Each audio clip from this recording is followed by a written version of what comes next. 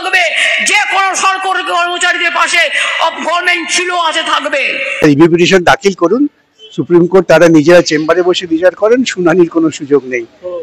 They have stood on par with that other lady who was granted relief by the court. Please hear us then. So these 15 disabled candidates were selected candidates who were thereafter thrown out because they were also clubbed with everybody else. According to them, they said that the other lady, that Sabha or something her name was, if I recall correctly, Sabha. So she was a blind girl and she was given relief. তো আশা করি আপনারা সকলেই জানেন review petition কি। সংবিধানে 137 অনুচ্ছেদ অনুযায়ী supreme court তার নিজের রায় বা আদেশ পর্যালোচনা করতে পারে। যদি কোনো ব্যক্তি বা পক্ষ সুপ্রিম কোর্টের রায়ে সংক্ষুব্ধ হন, তবে তারা রায় বা আদেশের বিরুদ্ধে রিভিউ পিটিশন দাখিল করতে পারেন। রিভিউ পিটিশন মানে হলো আদালতের কাছে সেই রায় বা আদেশটি পুনরায় বিবেচনা করার জন্য আবেদন করা। তো বন্ধুরা, রিভিউ পিটিশনের শুনানি সাধারণত কিন্তু প্রকাশ্যে আদালতে হয় না, এটি কিন্তু বিচারকদের চেম্বারে শুনানি হয়। তো সেই মতো বন্ধুরা, গত 5 তারিখে চেম্বার হিয়ারিং হয়েছিল, আশা করি আপনারা জানেন। তারপর থেকে কিন্তু কোনো রকম আপডেট নেই কবে এখন রিভিউ রায় প্রকাশিত হবে।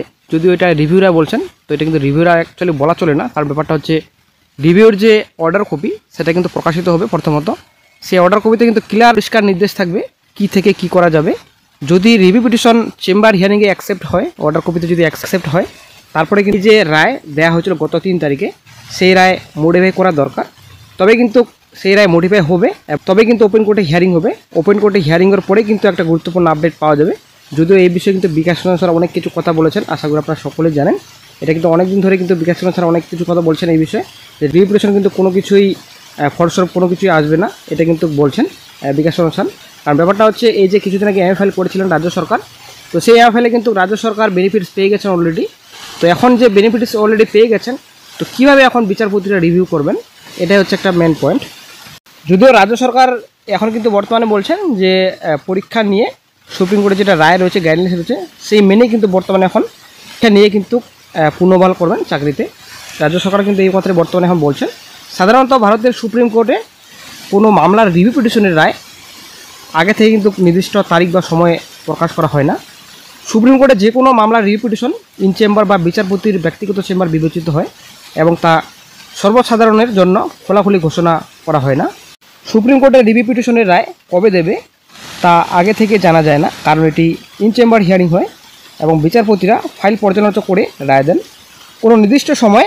যেমন কিছুদিন আগে বন্ধুরা সুমন বিশ্বাস নামে একজন চাকরিহারা বলেছিলেন যে গত শুক্রবার মানে 8 তারিখ 1:30টার সময় নাকি রিভিউ পিটিশনের রায় বেরোবে, রায় ঘোষণা করবেন বিচারপতিরা। এই কথাটা কিন্তু সুমন বিশ্বাস বলেছিলেন, কিন্তু এটা সাধারণত কিন্তু বলা যায় না, এটা কিন্তু আগে থেকে কিন্তু কেউ খবর পায় না। কোনো চাকরিহারা কিন্তু এখনও পর্যন্ত রিভিউ পিটিশন যে চেম্বার হিয়ারিং হচ্ছে, চেম্বার হিয়ারিং কিন্তু কোনো রকম বড়সড় আপডেট কিন্তু দিতে পারেনি এখনও পর্যন্ত কোনো চাকরিহারা।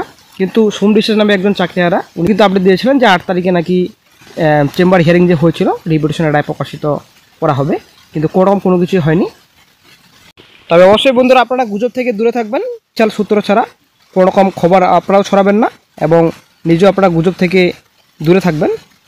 তো বন্ধুরা, আশা করি আপনারা জানেন এই যে নোটিফিকেশনের বিরুদ্ধে কিছুদিন আগে মামলা ছিল সুপ্রিম কোর্টে, তো সেটাও কিন্তু খারিজ করেছেন সুপ্রিম কোর্ট। আশা করি আপনারা জানেন হাইকোর্টও খারিজ করেছিলেন, সুপ্রিম কোর্টও কিন্তু খারিজ করেছেন, আশা করি জানেন। সেখান থেকে কিন্তু অনেকটা আভাস পাওয়া গিয়েছিল যে রিভিউ পিটিশনের রায় কী হতে পারে, রায় কোন পক্ষে যেতে পারে, পজিটিভ রিপ্লাই নাকি নেগেটিভ রিপ্লাই আসতে চলেছে, সেটা কিন্তু কিছুদিন আগে পাওয়া গিয়েছিল। কিন্তু গতকাল আশা করি আপনারা জানেন, গতকাল কিন্তু একটা মামলা ছিল, আশা করি আপনারা জানেন। চাকরি প্রার্থীদের পক্ষ থেকে কিন্তু মামলা দায়ের করা হয়েছিল এই যে এজ ইলেকশনের ব্যাপার নিয়ে কিন্তু একটা মামলা দায়ের করা হয়েছিল, আশা করি আপনারা জানেন গতকালকে।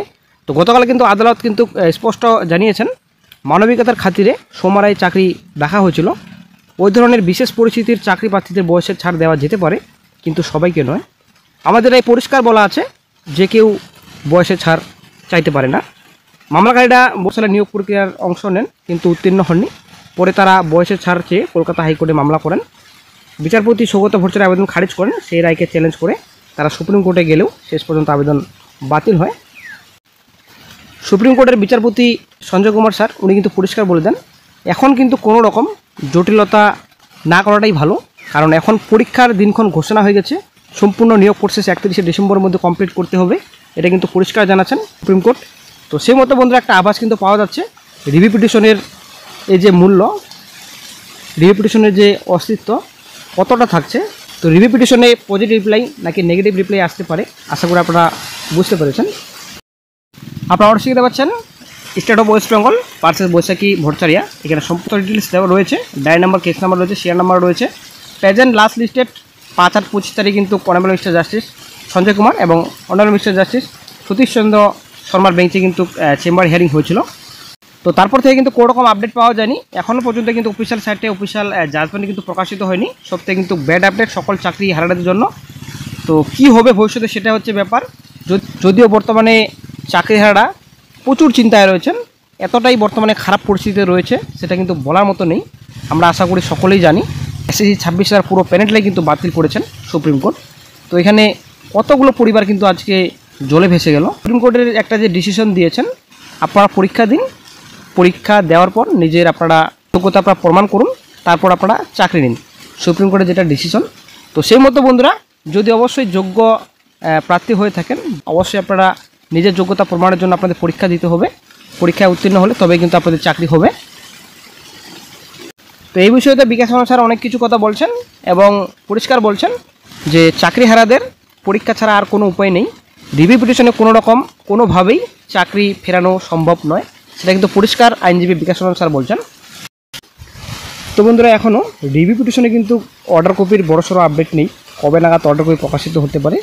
তো মোটামুটি ম্যাক্সিমাম হয়তো 7 দিনের মধ্যে অর্ডার কপি প্রকাশিত হওয়ার অনেকটাই সম্ভাবনা রয়েছে। তবে দেখা যাক কী গুরুত্বপূর্ণ আপডেট ফিউচারে পাওয়া যায়।